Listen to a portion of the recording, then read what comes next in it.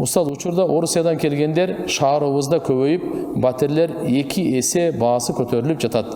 Кээ бир батир берүүчүлөр үйүндө жашап жаткан мурдагы кишилерин чыгарып, ошол Орус өлкөсүнөн келгендерге акчага кызыгып берип жатат.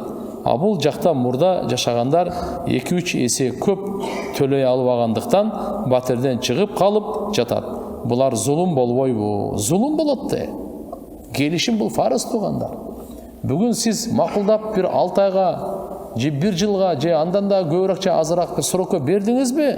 Болду. Ушу келишимдин үстүнөн чыгуу, мусулманчылык, ушуда береке бар. Ушуда рахат, ушуда ынтымак бар. Орустар өздөрү айтат го. Договор дороже денег деп коет, туурабы? Ошондой бул жөнүндө келишим болгондон кийин бул акчадан да кымбат да келишимчи.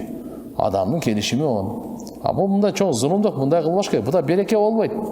Өзгөчө мына акыркы күндөр ушундай көбөйүп кетти. Өткөндө да балдар сурап ачты эле.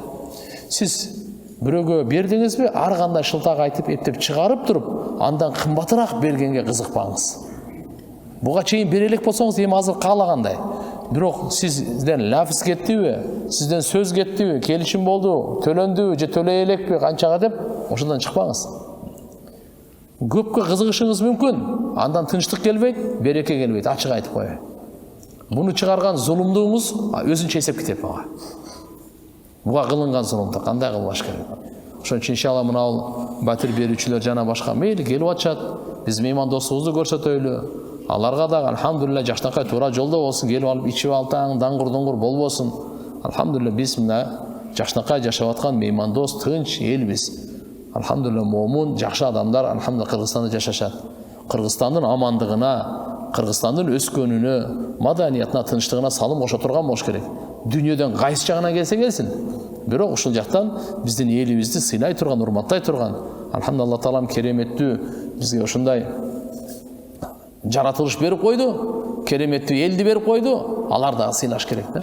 Анан өзгөчө мына батирлер менен эме кылгандар, иштегендер, дүйнөнү карап туруп эле акча көбөйүп берип атат деп, башкалардын көңүлүн оорутсаңыз, алардын жүрөгү сына турган болсо, сизди каргабаса деле, сизге каргыш айтпаса деле, тескери дуа кылбаса деле, Кудайым сизди бир жагынан алып салат. Бир жагынан кемитип коет, ачык ишенип коюңуз мага. Андай кылып туруп, мисалы өзгөчө азыр суук болуп келди, анан кийин кээде чыгарып, тигиндей кылып, башка жакка барайын десе, же студентче башка, ага чейин сентябрдын башында, же болбосо августта алган, андай эмес эле го. Мындай кылбаш керек анда. Ал адамга керчиликке жакпайт. Сабыр кылыңыз, Алла таалам ошого берекесин берсин. Андан да эселетип берет.